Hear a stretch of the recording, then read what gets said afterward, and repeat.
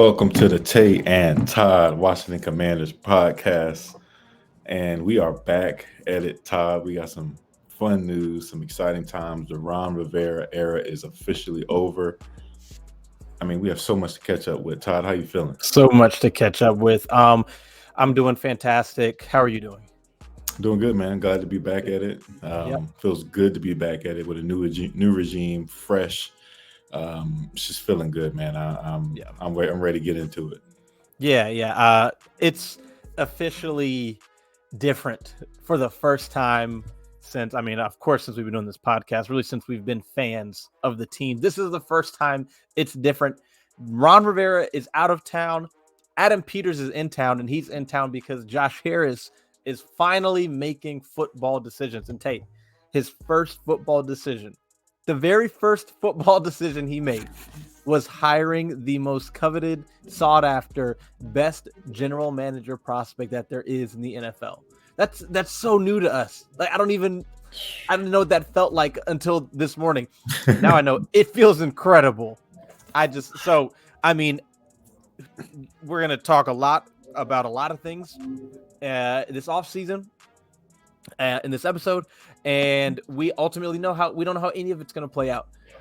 But if we're off to a fantastic start. An A+ so far by Josh Harris from me. So I'll let you go ahead. Oh yeah, hands down, Adam Peters, aka the Golden Goose, the hottest name on the market, and quite similar to what he did in Philadelphia when he got Daryl Morey, who was a hot candidate. After he was planning to take a year off, he met with him, and he got his guy. Convinced him to get back to work. Convinced him to get back to work, and Adam Peters, I'm really shocked. Honestly, we kind of knew it was going to happen, but the fact that how they went about things, the meetings in Miami, the different levels of interviews. Josh Harris is my guy. I know we were big Bezos guys, but now we're looking back at it, man. I think we got the right ownership group, hands down. Yeah, for sure. I agree, and it's I don't know how many new owners come into owning a team, and let's just talk about the NFL, having experience, having owned multiple other sports teams, but it's not his first time. Like he has, first of all, succeeded with his other teams. He obviously hasn't won a championship, but he's taken teams that were really struggling and made them better. But he's also learned, right? And he can take the lessons from the Devils, from the 76ers, and then in his now first time owning an NFL team, not make some of the same mistakes he made. And bringing in Adam Peters that's the best thing you could have done.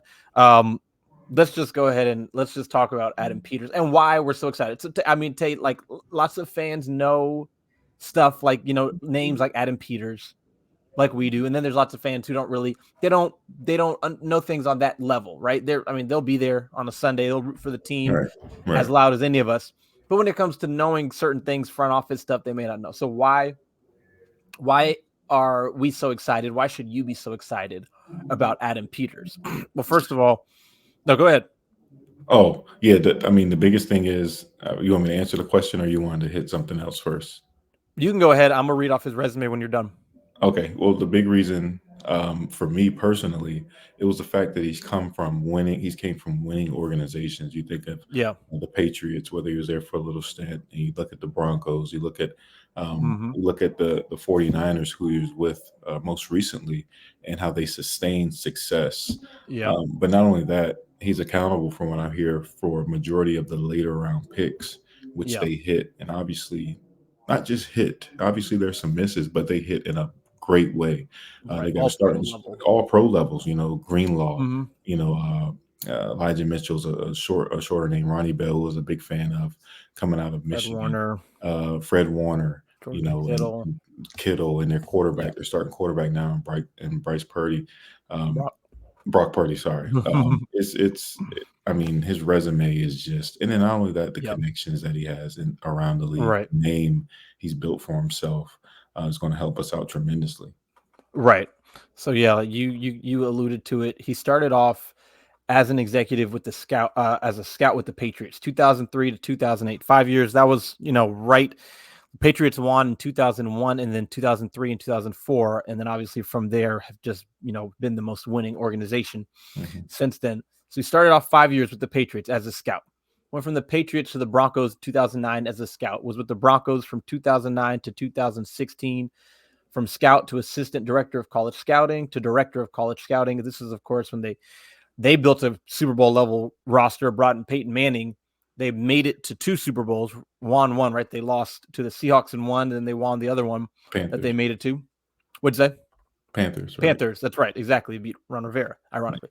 2017, when John Lynch is hired as the GM of the 49ers, when Kyle Shanahan is hired as head coach, John Lynch brings in Adam Peters from the Broncos, who was the director of college scouting with the Broncos, and makes him the vice president of player personnel with the 49ers, which he was for 3 years, or 2017 to 2020. From 2021, he was promoted to assistant general manager and has been doing that for the last 2 years. And now and it's updated on Wikipedia already, general manager for the Washington Commanders. He is a 3-time Super Bowl champion with the Patriots, with the Broncos, with the 49ers. Like you said, to everywhere he's been, he has won. He doesn't know losing.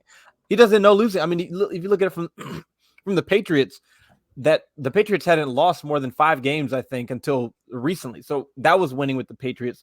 The Broncos, I mean, I'd have to look back at the specific records, but I mean, especially once Peyton Manning got there, they were a winning team, right? I mean, even when Peyton Manning couldn't throw anymore, and they were still winning games. Yeah. And then with the 49ers, Kyle Shanahan came in. They had a rough first couple of years trying to figure out quarterback.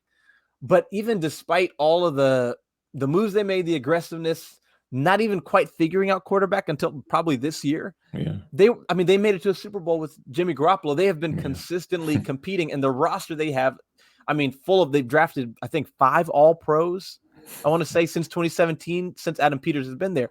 And you say, well, how do we know how much Adam Peters has played into that? Well, he has a scouting background. His background, John Lynch was a player and then an announcer and then a general manager. He doesn't have a scouting background. Kyle Shanahan was a coach, grew up through it. Adam Peters is the scout. He was a scout for 10 years. I mean, he knows how to scout players. Like, he knows how to, on the ground level, how to do it. And so, I mean, so that's the part you really get excited about, is everything we just read, we talked about with his resume, all the teams he's been with and the success they've had. But then you hear quotes, and I'm going to see if I can find them real quick. But people also, they just talk about how he's a great guy. They say he's just a genuinely good guy. He knows how to treat people. He treats people well. He treats everyone with respect. There's a video on YouTube of him during COVID. I guess 49ers were doing a thing, Meet the Scouts and stuff. And so he was talking, and he introduced just what he does. And his daughter was in there. He was talking from home because of quarantine. But everyone's talking about how he's such a good guy. And he has all these connections. I mean, the reaction is not just from fans, and we're excited. The NFL world is like, man, that's an awesome hire. Yes. That's a great hire, right? And if you want to say, okay, well, lots of people liked hiring Ron Rivera when Dan Snyder did. My counterpoint to that would be, Ron Rivera was undoubtedly always viewed as a great guy, league-wide. I mean, and he is a good guy. The difference is that he was not qualified for what he was doing. He didn't have a background in scouting. Right. He didn't spend 10 years as a scout, and then as a director of scouting, and then director of player personnel, and then assistant GM. If you would back when people were lauding the hiring of Ron Rivera, it was because we all thought he was the head coach. Like we heard coach centric, but it's like, okay, he's a really good head coach was the idea. He couldn't evaluate talent. But Adam Peters, I mean, his track record, I mean, that's 20 years in the league doing the thing that he's here to do, man. So that's Adam Peters. If you've never heard of him, where is it? I don't think I'm going to be able to find it, but if you've never heard of him, or you're not really sure why you should be excited, it's because of all the reasons we just named. The 49ers have, I think, 3 All-Pro players this year. I think they have and the thing about it is, and this has been pointed out on Twitter as well, is that they didn't hit every draft pick. I mean, they have some first-round misses. Solomon Thomas, Kinlaw, maybe. Yeah, like I'm trying to think of the exact names, but I mean, they hit on I'll pull up Ayuk. there. Right. Trey Lance, they missed on. Trey Lance, which is one of those things where you wonder, like, we've heard so much about that. But they were aggressive. They moved I don't care. They were aggressive. They were aggressive, and they gave up all that to get exactly. Trey Lance. Trey Lance played how many games for them?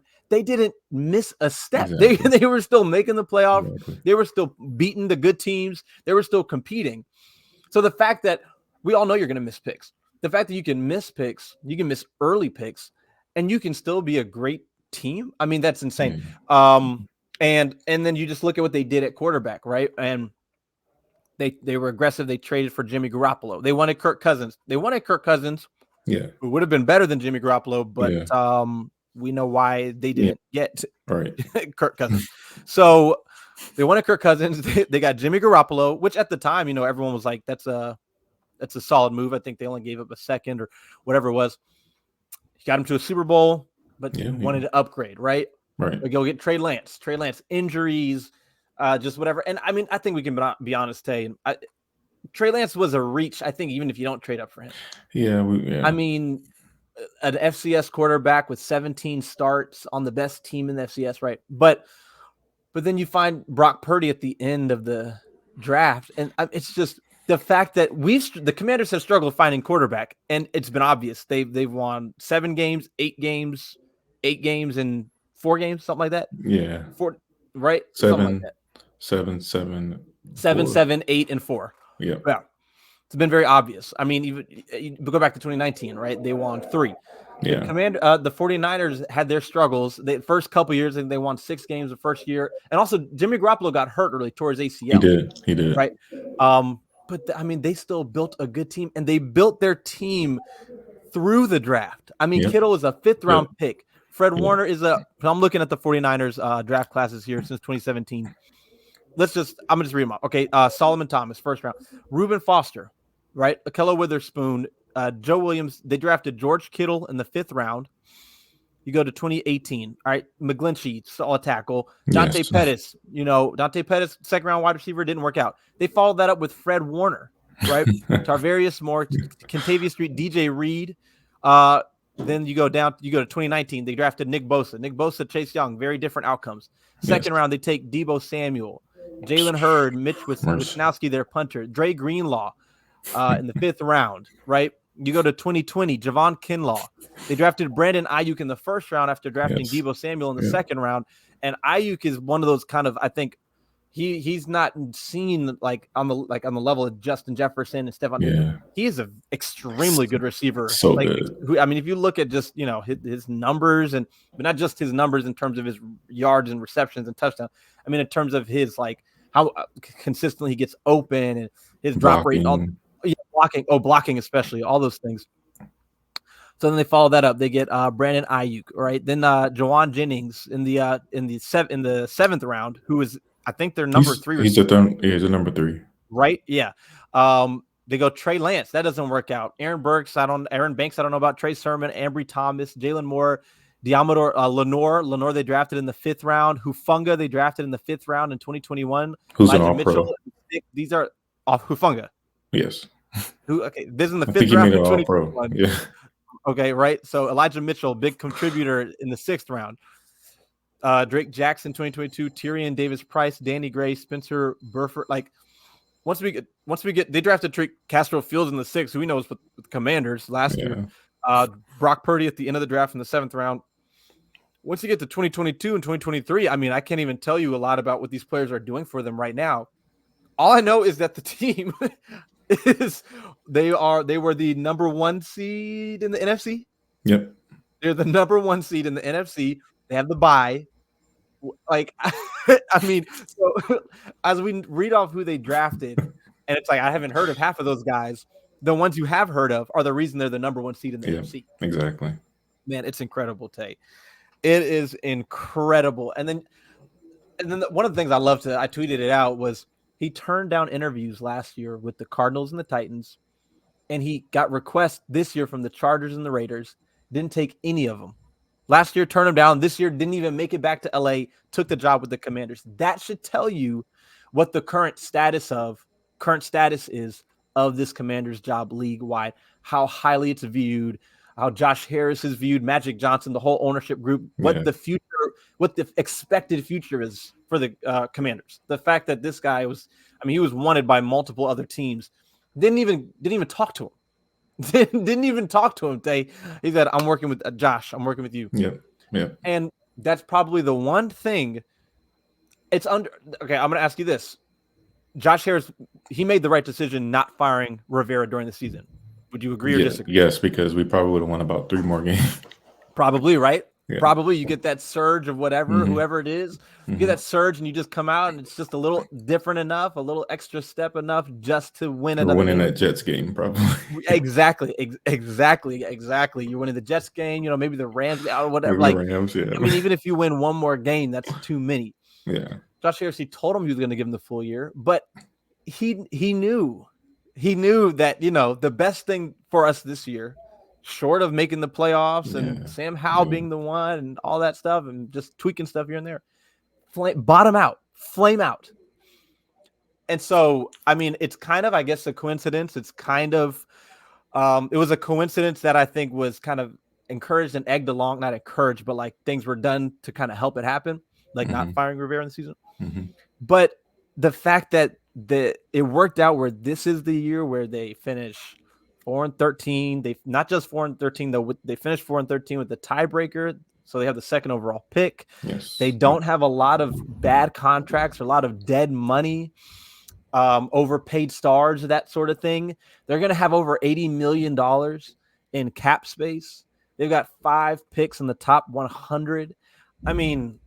It's it is like literally like. It couldn't have been literally the only thing I think that could have been better is if they just ended up with the first pick. That's literally it. And literally they were one Panthers went away from having the first overall pick because they had straight to schedule over them majority of the year. Yeah, exactly. And I think you just look at you talked about Trey Lance and being aggressive. Like they've made trades. They traded from Christian McCaffrey, which to me is looking like one of the best trades in NFL history. Man. I think off the top of my head, I can think of Stephon Diggs. That was a really good one. Worked out for both teams. Christian McCaffrey, the AJ Brown for the Eagles, a phenomenal trade. Once you start to go back further, Trent Williams. Oh, that's what I was going to say. I was going to get into Trent Williams. Again, we are the team that is getting shafted by this guy. We are getting destroyed by this guy and his group. They are wrecking us. They got Trent Williams for what, a third and a fifth? Third and a fifth, dude. A third and a fifth? Maybe 2/3. I think it was a third and a fifth. I'm pretty sure it was a third and a fifth. They got Chase Young, which I don't think highly of Chase Young, but the way they did it, they gave up a compensatory pick to get Chase Young, and if Chase Young walks and if they don't do too much of free agency, they get a compensatory pick. So it's like they literally may have just given up nothing to see what Chase Young has to offer. Right. And then the Christian McCaffrey. So if you look at the 4 trades, the 4 notable trades, they're 3 for 4. And the one that didn't work out, it didn't matter. Yeah. So which leads me, it's just. And then they got Jacandrick Ward, I think, too, from Kansas City. Yes. The cornerback, right? Corner. What's his name? What's his first name? Charvarius Ward? Charvarius or Chacant. Yeah, Charvarius. Let's see. Maybe. What? No, Trick. Yeah. We both messed it up. Yeah, exactly. Let me see. Yeah, I don't know how to spell his name to even look it up. Yeah, that's all right. Well, now I want to find out. Let me see. Ward, cornerback, 49ers. Oh, yeah. No, Charvarius Ward. Yes, I'm tripping. Ward. I'm sorry. I just looked it up. Charvarius Ward. Yes. Let's see. They got him 2020. He signed with them.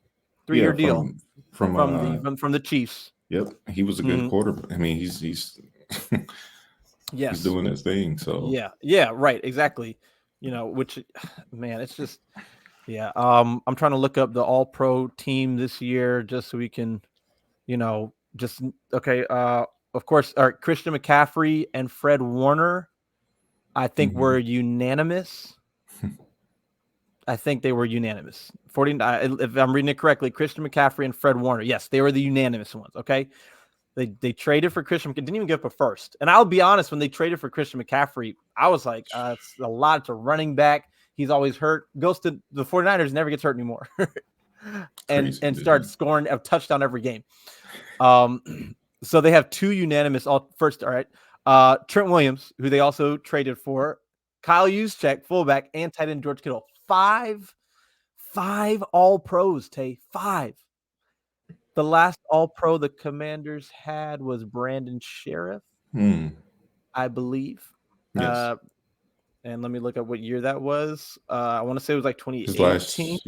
His last year with us, I think it was, because he was trying to get paid, I think. And we were like, right. How in the world did he get? Yeah. Okay, let me let me pull up his Wikipedia real quick. 2020, first team all-pro. And Brandon Sheriff was drafted with the 5th pick in the draft, right.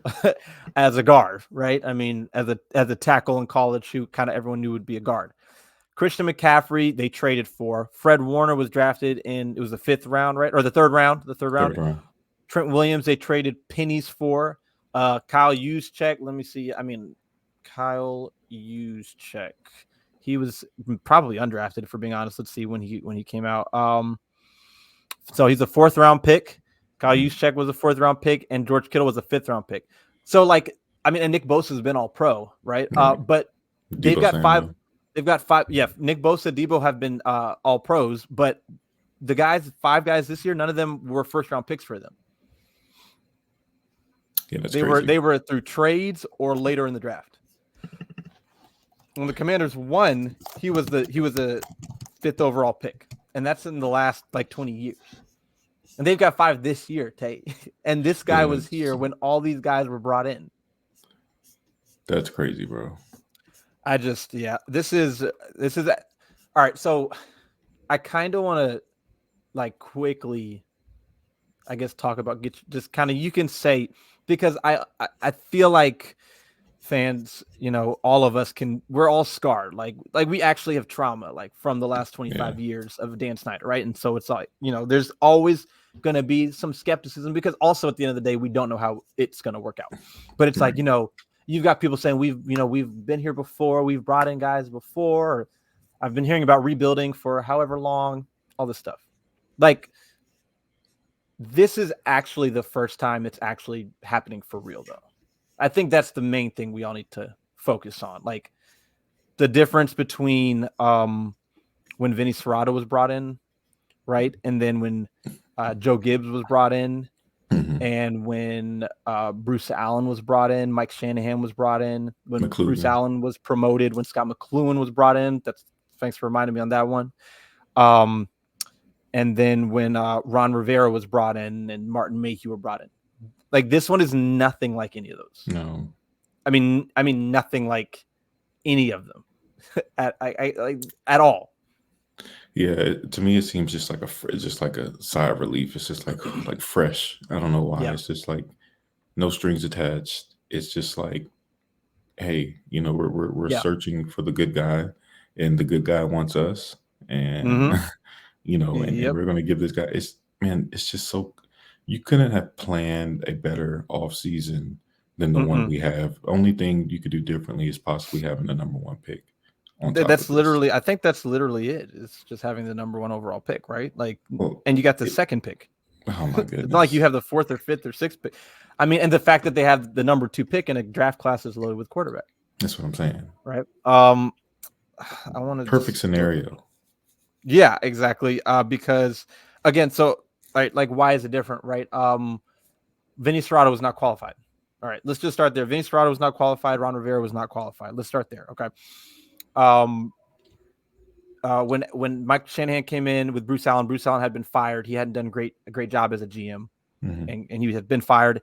No one else hired Bruce Allen. Blackmails on people. Yeah, exactly. Mike Shanahan was in charge of everything. They both had been let go. You brought them in. You brought them in together, but not you brought them in together, not like you brought one in and then together you brought the other one in.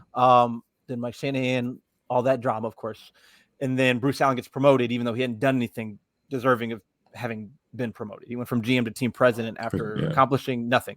Yeah. Then he brought in Scott McCloughan, but Scott McCloughan was like, I mean, for one, he had been dealing with stuff, was a respected evaluator, dealing with personal stuff. But then he also like Bruce Allen was still in charge of everything, you know, like he was like, Scott McCloughan wasn't a full-fledged, he was a football guy through and through, but he wasn't like, he didn't have full autonomy. Right. And then, I mean, you see like no one else had hired him, and no one else has hired him since I'm in Washington. He still works for teams. They hire his scouting service. Right. But he's not on anybody's front office. Yeah. Bruce Allen got fired finally. And then whose front office is he in? Right. And like, who is he helping to draft well? And then you go Ron Rivera, and Ron Rivera, like himself, was not qualified. Bruce Allen's last job in the NFL was with the Commanders as president. Right. Ron Rivera, he was qualified to be head coach, but again, you didn't interview anybody else.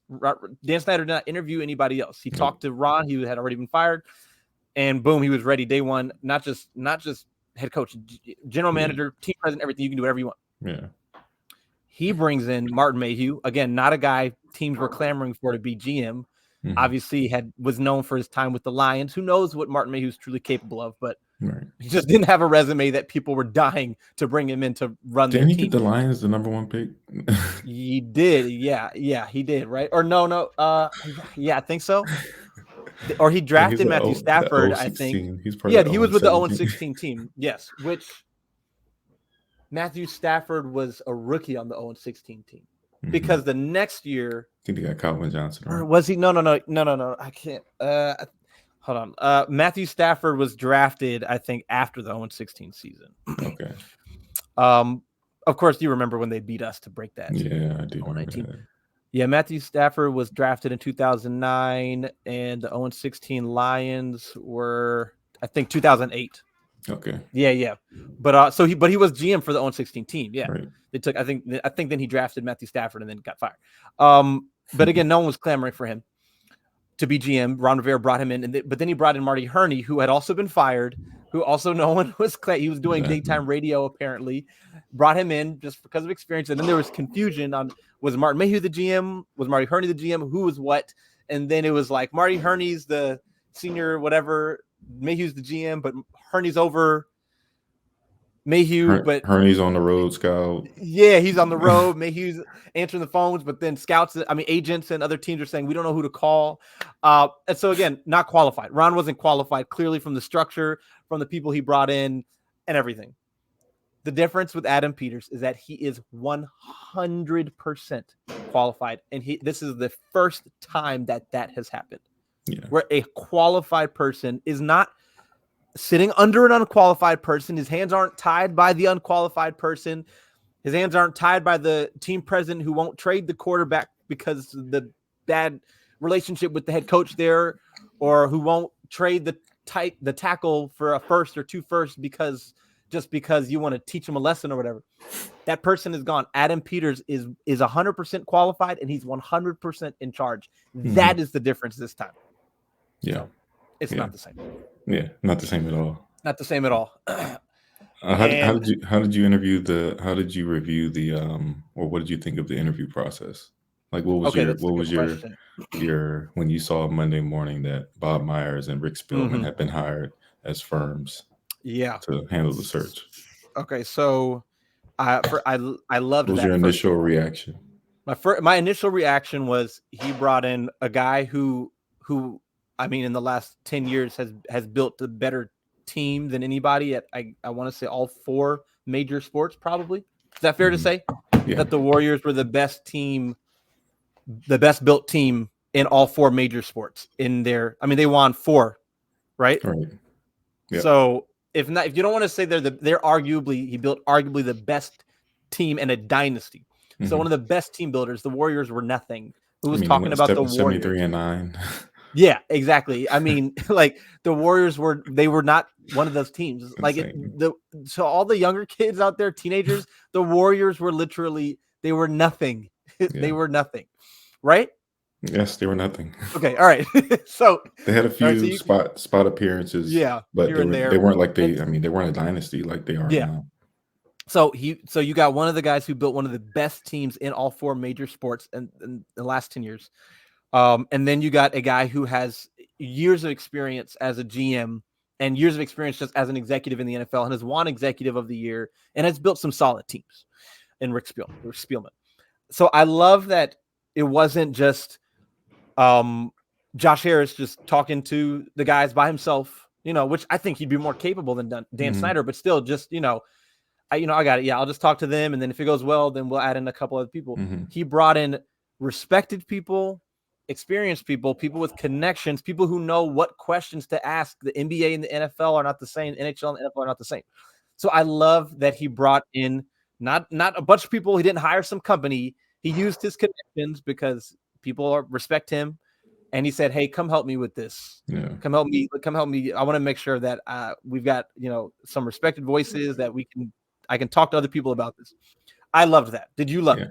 Yes, I loved it. I mean, as a Wizards fan, I was hoping Bob Myers would take over for the Wizards, but the fact that he took over, this search and he's the face of it, man, it says a lot because I knew of the connections he had in basketball and him just being an agent in the past. And I mean, he's a prominent figure. He knows about team building. Very well respected. And it goes beyond, it's just sports in general, It is. That's the thing. It's like, well, why an NBA guy if it's the NFL? Well, he brought an NFL guy. But the NBA guy, and there's not a lot of Super Bowl winning GMs that like retired out there, like Hall of Fame GMs that just retire. I mean, what, you want Bill Polian? You know what I mean?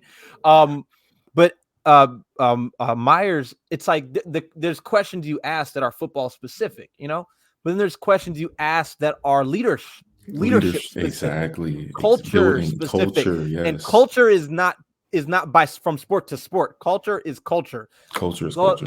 So Bob Myers can ask, how do you build a winning culture? How would you go about building a winning culture? Right? That's where Bob Myers comes in. And the person asking it is just like, he just built one of the greatest. Yeah, it's not an idiot who's never built anything that wasn't sketchy. I mean, Dan Snyder, he built something, he became a billionaire, but he is like a trail of lawsuits and accusations and all this stuff and settlements behind him. This is a guy who is respected. You say, I did it. Okay.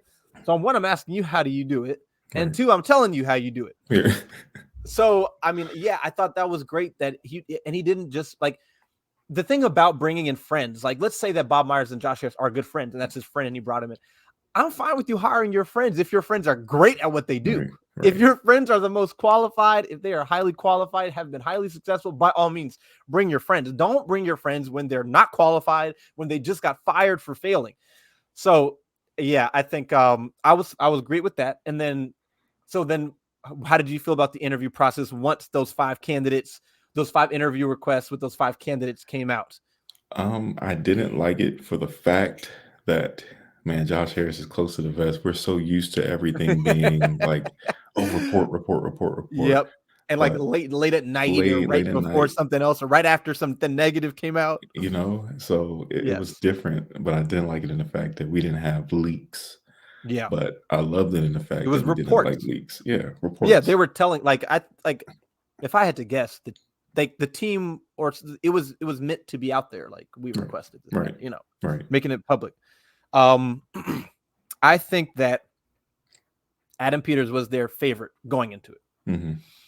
And it's like, okay, so they hired their favorite. So for one, I don't have any problem with that because, again, when your favorite is the most qualified, then I think you've got good sense. Right. Like, even if he fails, then everyone would be like, wow. Everyone would be like, wow, that was unexpected. He was clearly the favorite. Right. So, but you have to comply with the Rooney Rule. Yeah, of course. But I think that even if Cunningham was their favorite, where suddenly you don't have to comply with the Rooney Rule because you're hiring someone who's under the Rooney Rule, I still think they do their process because even though Adam Peters is my favorite, based on talking to people or talking to him, I still need to do my due diligence. Like I still need to talk to him and see if he deserves to be my favorite. I need to talk to other people and see if anything that they say stands out to where, maybe they impress me more than the guy who was my favorite.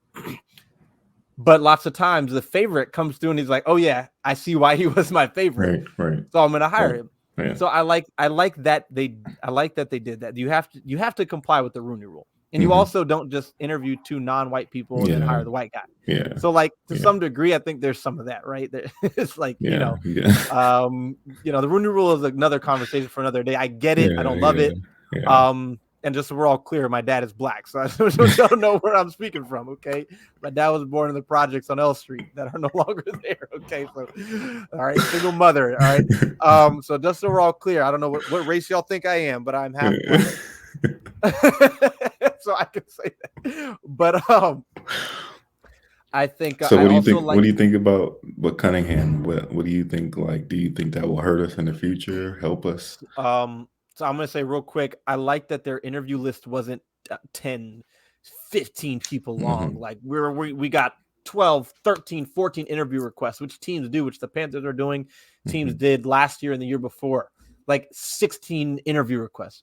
They got 5 names. They've had time to build their list of names. Highly respected guys: Cunningham, Borgonzi, Peters, Hallaby, Cook, right? Yeah. 5 really respected, highly qualified guys. They had their favorite. They interviewed them. They moved forward with their favorites, and they hired their favorite. Regards to Cunningham, and you mean trading up for the first pick, right? I think personally, I expect the Bears to sit there and take Caleb. So I don't think it's going to hurt them. And I'm not 100% convinced having Cunningham would have helped. Like I see how it could have. I do see how it could have for sure, because it's like him and Poles. I mean, I'm assuming they're close and they're friends, so they can talk more casually. But I'm not worried about it. I'm not worried about it. And Cunningham, I think, was very qualified. He was background with Ozzie Newsome and the Ravens, with the Eagles, Howie Roseman, with the Bears. I think being with the Bears is what people, is what you see. It's like, I don't want to hire a guy from the Bears. You're really hiring a guy from the Ravens or the Eagles. But at the same time, it's like, if Cunningham didn't work out, it's like we hire a guy from the Bears. That's not fair. But I think he's highly qualified. I just think Peters is more qualified. I mean, he has more years of experience. So, do you think what do you think that plays a factor? I just wonder how deep we went into the plans with him. With Cunningham. They say that he's probably the favorite right now to get the Chargers job. So if that happens, then it's, whatever. But if he goes back to Chicago, I wonder if it could be held against us of our plans. That's the only thing I was a little bit worried about. But other than that, there's 3 quarterbacks, and they may absolutely love, like, look, I'll take all 3. Maybe they prefer one over the other. They might. Just think Jaden Daniels in an offense with, we've never seen him handpick a quarterback. Ben Johnson. We haven't. We haven't. We don't know who his preferred type is. If Ben Johnson is the guy. Yeah. But I do know that he's a heck of a talent evaluator based off of the picks in which he had influence of in Detroit. Sam Laporta, Jahmyr Gibbs. His guys on offense. Jameson Williams. Amon-Ra was before him. Yeah. But Jameson Williams, though, he has a type. He knows how he wants his offense run.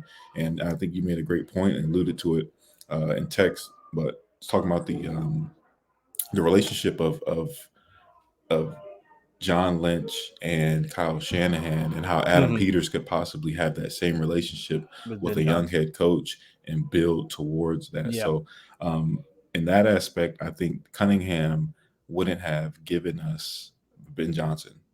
I don't think we get Ben Johnson or have a chance. It's not as exactly where you see is Peters. Once he was hired, you see Ben Johnson's name connected almost immediately.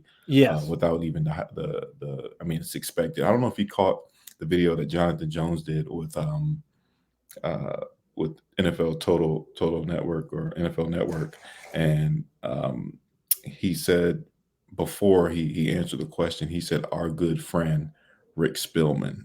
And it makes me wonder, man, was this all, was this already planned? And then Rick Spielman's brother works with Detroit, and it's not tampering.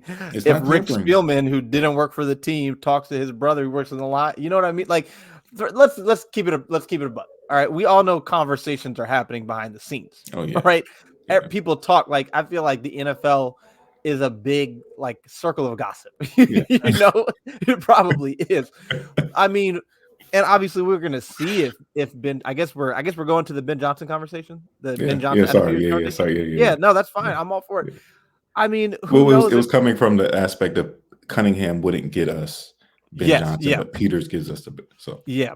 I think that kind of goes back to the just connections and the view Right. around the league. I think that Cunningham is like well respected and like viewed highly around the league. I just think Peters is more so, and has maybe more connections, because I think that if you look at Peters, Lynch, Shanahan, that trio, that Peters had to be the driving force behind a lot of the scouting and the player personnel side, because John Lynch was coming into it. Kyle Shanahan was the coach, right?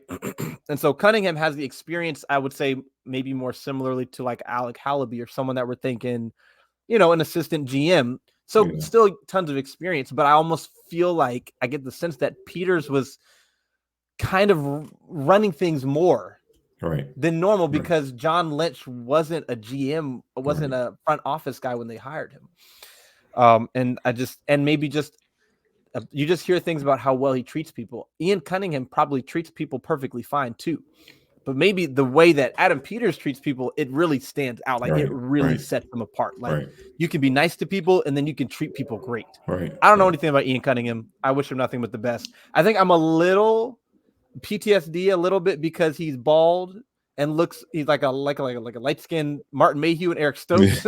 And that's not fair to him. It is not fair to him. Yeah, but again, I have trauma. So, but I mean, Adam Peters was my number one coming into it. It was Adam Peters at first, and then Alec Halaby jumped him. But then when stuff started to come out, it was like, actually, I'm glad we got Peters over anybody. Yeah. But okay, so we're going to the Ben Johnson conversation, right? Because immediately when the news comes out about Adam Peters, you have Mike Garafolo, you have Jonathan Jones, you have Fowler, you have PFF Brad, there's someone else, all saying Ben Johnson to Washington. Keep an eye on Ben Johnson. He's firmly in play. Would love that. When I look at Adam Peters, right? Okay. He from the Patriots to the Broncos to the 49ers with Kyle Shanahan.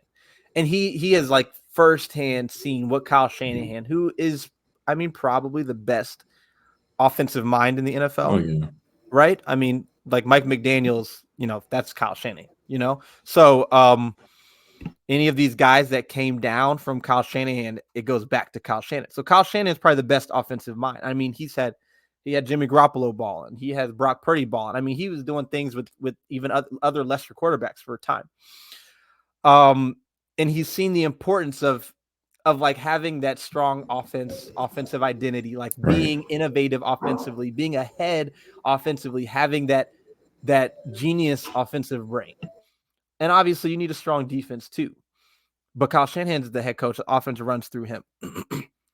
I just imagine that Adam Peters has to be, because these guys all know, they're all aware of their status. They're all aware of the other guy's status. Adam Peters is thinking, look, the same way you and I think about what we think about at night in bed. Adam Peters thinking, man, all right, so if I get the GM job, who am I looking at head coach? Right. You know what I mean? Like he's a human. Like he's sitting there thinking, who's my list? Who's and these guys have, I'm sure, all communicated, talked in the past, whatever. I just don't see how Adam Peters isn't looking at Ben Johnson. Oh yeah. Maybe Bobby Slowick, but Ben Johnson, and saying, that's my guy who's gonna who I believe can lead the team. I think he's a leader. I think he's seen leadership under Dan Campbell, under other people. He's seen all that. True. But also in terms of X's and O's, he's our guy.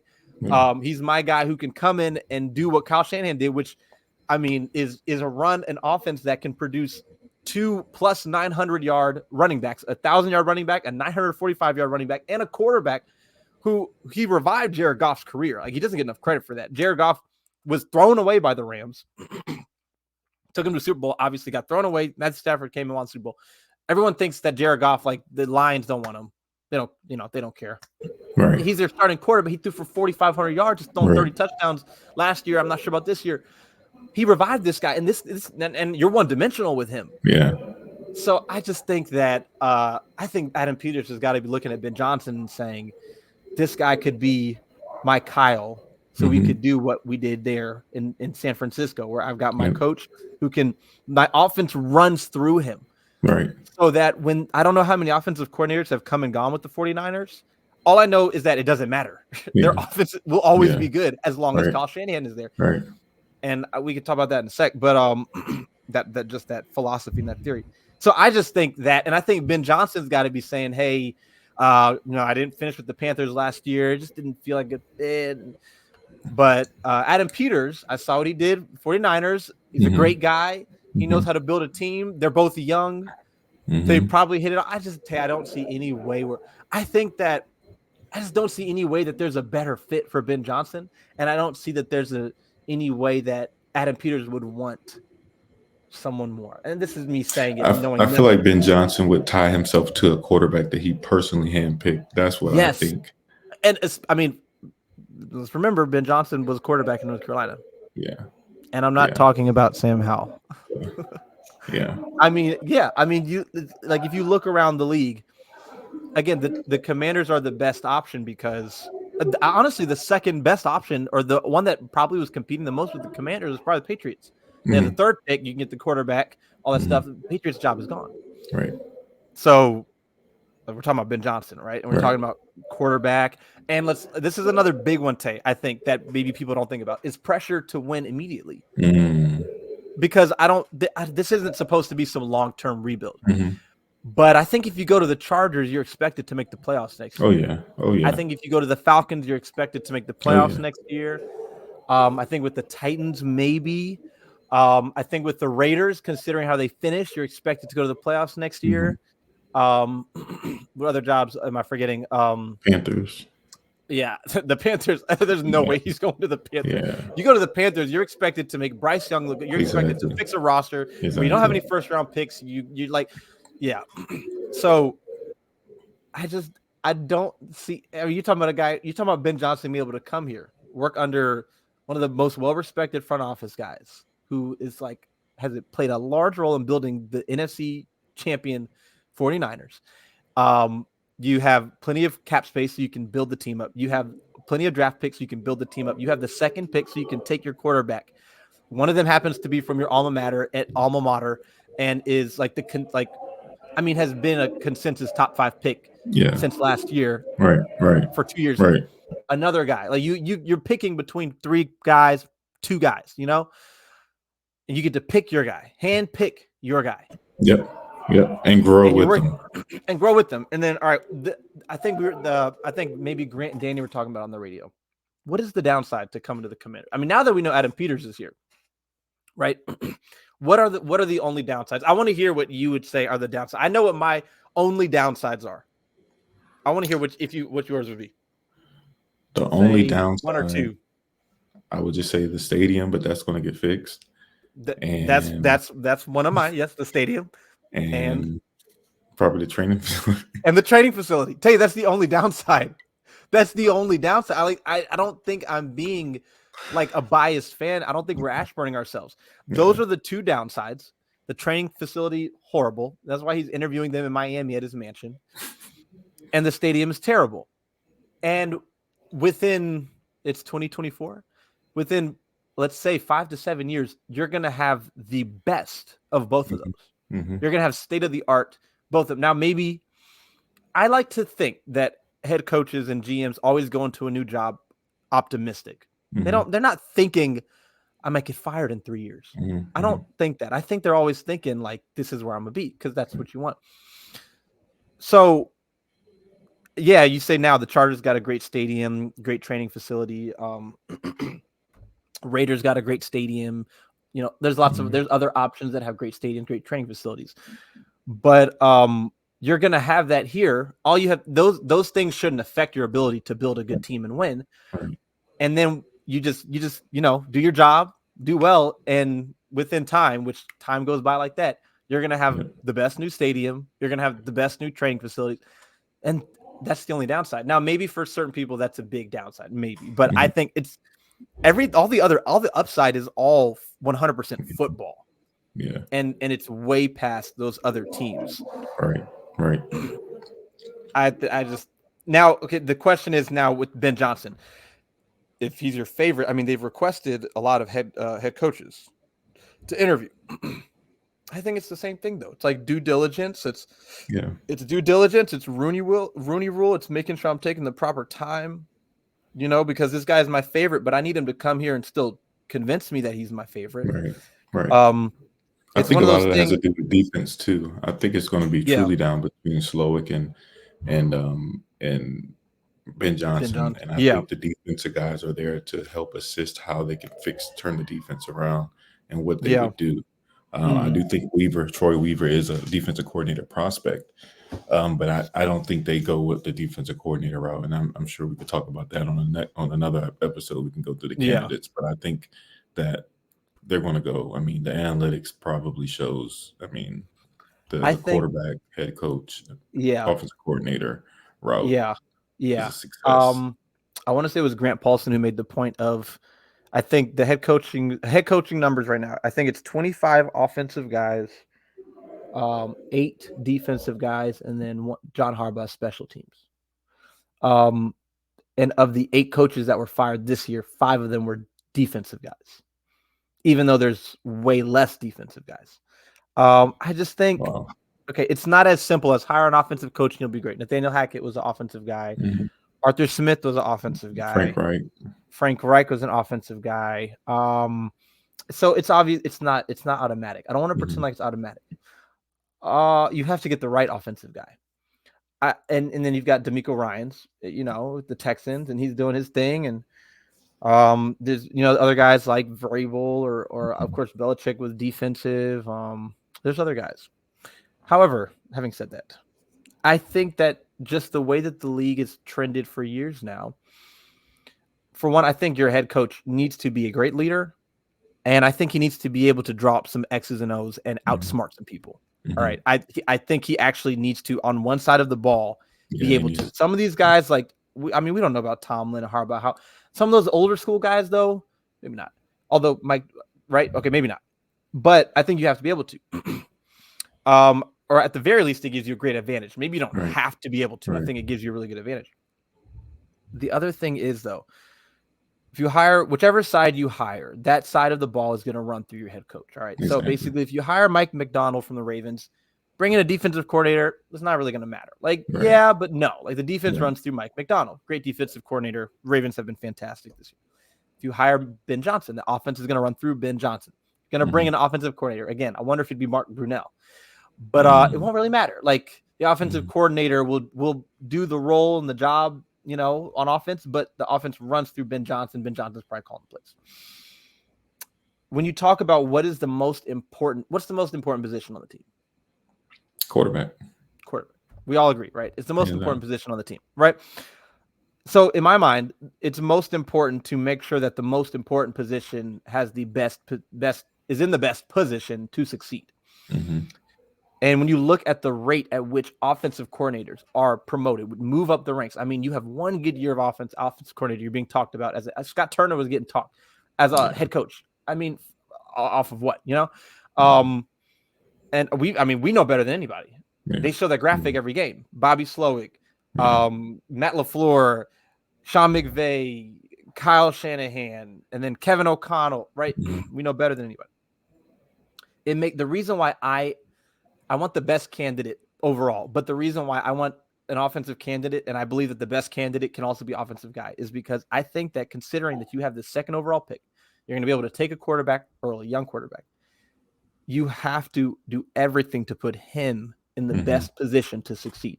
You're doing so already by, the GM and the head coach. I'm expecting whoever it is will be on the same page about who they want. Right. But if you bring in an offensive guy, then the voice in his ear of the quarterback, the play caller, the how they're in sync and how they understand each other, how they get to know each other, all that stuff, it doesn't have to change potentially ever. Your offensive coordinator will probably change. If you're succeeding, he's going to go on, he's going to get hired elsewhere. But the offense will remain the same. The person calling the plays will remain the same. All that stuff is going to remain the same. And that's consistency for your young quarterback. And we've seen what's happened with Jalen Hurts and the Eagles when Shane Steichen left, right? Shane Steichen him leaving clearly has had an impact on the Eagles. The Colts offense was great without Anthony Richardson. Yep. The Eagles offense has been struggling. I mean, even when they've been good, they haven't been as good as they should have been. You look at the Bills. I mean, they've gone through multiple, but they fired their offensive coordinator because Josh Allen was struggling. I mean, you just look around the league. You look at the Chargers with Justin Herbert, and like they fired their offensive coordinator and they brought in a new offensive coordinator, Kellen Moore, this year, right? This was Kellen Moore's first year, I'm pretty sure, right? Yeah. It's struggling, and then I just think that if you bring in, this is where I stand. If you bring in one of these other guys, they could, by all means, they could be a great coach. Everything could work out fine, and I'm 100% believe that. But if you bring in Mike McDonald, and he brings in a great offensive coordinator, whoever it is, and they do great, and your young quarterback is doing well, that means that offensive coordinator will be gone within 2 years. Yeah. If that rookie has a good first year and then a strong second year, your offensive coordinator is gone, and the offense ran through him. And so either now what you're doing one of two things, Tay. You are promoting someone from the staff, the quarterback's coach, who has never been an offensive coordinator, very likely, right? This is all very likely that the person you brought in, maybe they learned under that offensive coordinator who now went on to be pro, but they are now doing it for the first time. They are play calling for the first time. They are scheming up the offense for the first time. Even if they're taking the same philosophy, they're doing it all for the first time. And so that's all new for the quarterback. The offense is the same, but the play calling is huge. Like timing of play calling, what play to call and when, all that stuff. We could have the same playbook in front of us, take the same play sheet, and you and I could produce totally different offenses just based on when we called what plays. But if that offensive coordinator succeeds, he's gone after 1 or 2 years, and now you're hiring another guy, and you're either hiring a guy who's never done it, or you're bringing in someone who was probably fired. And that to me is why I want an offensive coach, because then you don't have to worry about that. If you bring in the offensive coach and the defensive coordinator is really good and he gets hired, you might have the same issues. You might. Yeah, maybe. Okay. But as long as my offense is consistent and good, I've got a top quarterback, I can feel a lot better about replacing my defensive coordinator than having to change the voice in my quarterback's ear, because the quarterback is most important. Right. And the one other thing I'll say, and I know I've been talking a lot, but the one other thing I'll say is, if you bring in the defensive guy, who knows, maybe Kellen Moore, maybe Shane Waldron, whatever. But there's, I would say, at least a legit chance that, like a Mike McDonald, for example, brings in someone to be offensive coordinator who has never been an offensive coordinator. First time. They obviously, every offensive coordinator has to do it for the first time. I get that. However, we're drafting a rookie quarterback. It's going to be the most valuable asset on this team. The player who needs to be the most comfortable and supported and be in the best position to succeed. I would prefer, again, it could be great. Bobby Sloak, first-time offensive coordinator. Not Kyle Shanahan, but whatever. I would prefer that my top two, my second overall pick, rookie quarterback, is not teamed up with a guy who is calling plays for the first time, who's scheming up offenses by himself for the first time. He may end up being great at it. He may end up being great 100%. But if given the choice, I would choose the guy who's been doing it on the same level as the 49ers and the Ravens, and better than the Chiefs and the Bills and some of these other teams for the last 2 years with the Lions, so that our quarterback can be surrounded by the best possible position he could be. I hope that makes sense. No, it makes sense, bro. I agree 100%. That's why I really want Ben Johnson. He just seems like a great leader when he talks, the way he carries himself, and when the reporters asked him about the head coaching interviews and how does that feel, and he's like, "Did you ask Aaron Glenn this?" He's like, "Because that guy's a great candidate. If you're asking me, I want to be sure you're asking him too. Don't just ask me. Ask him about it, because the first thing he did is talk about the other guy on the team who should be being talked about, who also happens to be the black guy who's being talked about. If you're asking me, the young white guy, make sure you ask the black guy too. Make sure you ask the other guy who's producing a great defense on the other side of the ball." That's the number one target. I'm super attached to Ben Johnson. I don't think there's any way I will be through the roof. If we don't get him, I'm still great. There's a bunch of great candidates. But I won't be as excited. I'll still be excited. I won't be as excited if we get if Ben Johnson. He just seems like one of the ones. One of them ones. And Adam Peters seems like he can get it done. Yes. There's optimism, brother. I'm pumped.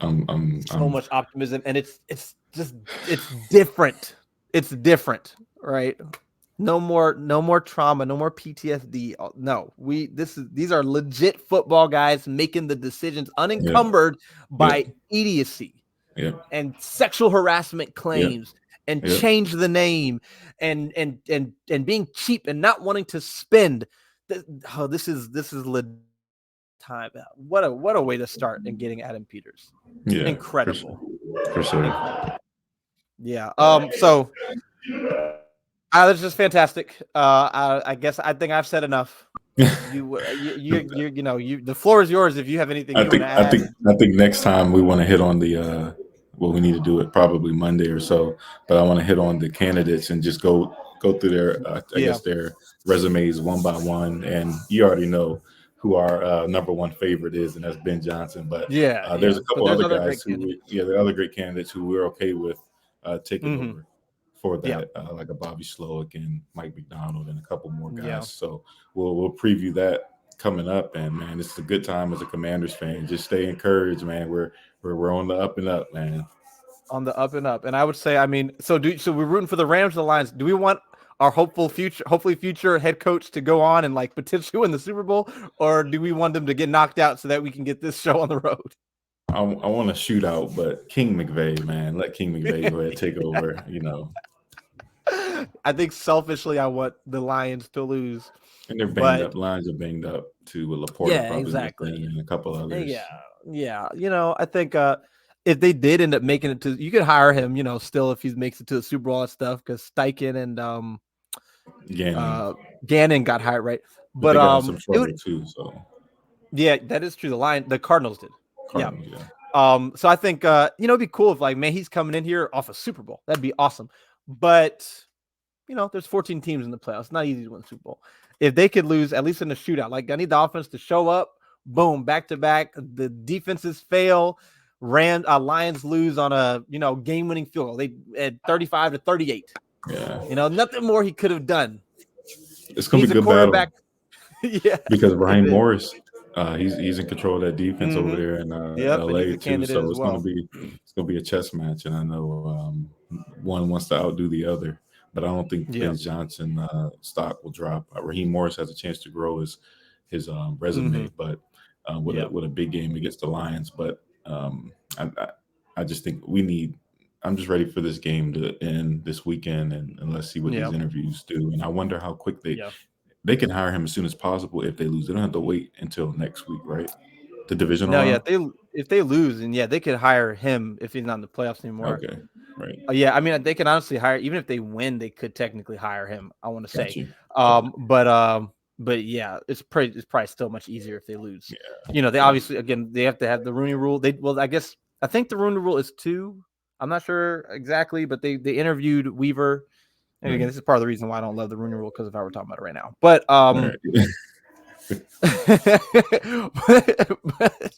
but they've started the process, and so it seems like I'd guess it's similar where they whatever their list is, they interview all those guys, whether it be virtually or in person, and then they narrow it down. And then so I mean, I think definitely within the next 2 weeks, if I think the finals will be Raheem and person. I think if they go about it the same way, I think it'd be Morris and not Slow, Raheem Morris and Ben Johnson. Okay, I could see that. Yeah, I could see that. Almost all the guys that they requested are in the playoffs. So that's probably the only thing that would slow it down some. Right. But yeah, team Ben Johnson through and through. That would be, if you start off the offseason with Adam Peters, Ben Johnson, number 2 overall pick, 5 picks in the top 100, over $80 million in cap space. I'll tell you what, I don't even know if that's a rebuild. It's kind of a rebuild, but it's one of them it's like one of them prefab. It's one of them. Yeah. When they start construction on that building, and then a week later you drive by and it's basically done. It's one of those rebuilds. Yeah, okay? I agree. It's one of those expedite. I don't see any reason. If you do all that and you make those guys come in and they make the right decisions, I don't see why you get the right quarterback. I don't see why you can't be in the Texans position. I agree. Man, all right. exciting times. Truly exciting times, like actually exciting times. Yes, for yes, real. bro. I can't For wait till real. later So, after yep. the day is Yep. done. Looking forward to getting on Twitter and catching up a little bit more and Yes, just seeing, exactly. man. Just reading it, go on YouTube and just look up, Yes, just yes, Google YouTube Adam Peters. yes. Just listen to press conferences of Adam Peters. Listen, oh, we're so sick, Tay, but it's awesome. But Eugene Shen too, and we won't touch on that. Yeah, But man, Eugene Shen, Adam right. Peters, 2 good hires. Man, we're just It's the only thing that's the same about the team from when Dan Snyder owned it is that they are the Washington football team. Right. That's it. Yeah. And on that note, the last thing I'll say is with Monday having been the official start of Josh Harris running the football side of the organization and making decisions, we're leaving all that other stuff in the past. Just a terrible nightmare. Yeah, everything that happened before, it's all, I'm not bringing any of that into this with me. I mean, it's just, if you hire idiots or unqualified people to do something, you're not going to succeed. That's what was happening.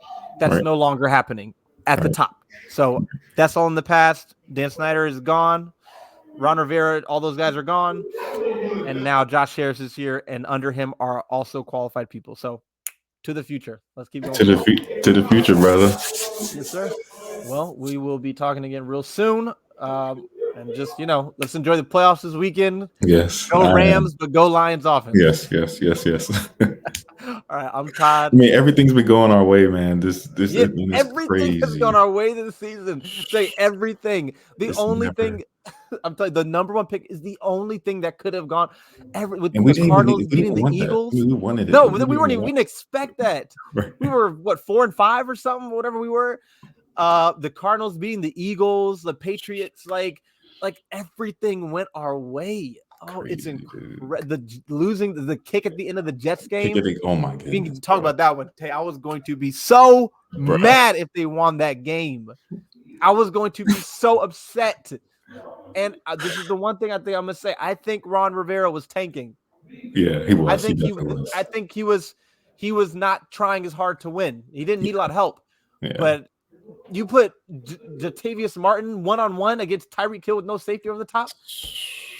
Like what? I mean, there's just. But sorry.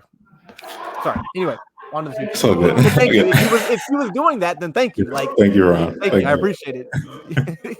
He saw us talking about it. Clearly, he saw us calling for it. So he's like, I might as well do it. Make them happy. All right. You good? I'm good. All right. Well, we'll talk again soon. We'll enjoy the playoffs this weekend. Go Rams, go Lions offense. And we'll see what happens from there. Talk again soon. This is Todd. And this is Tay. We're out.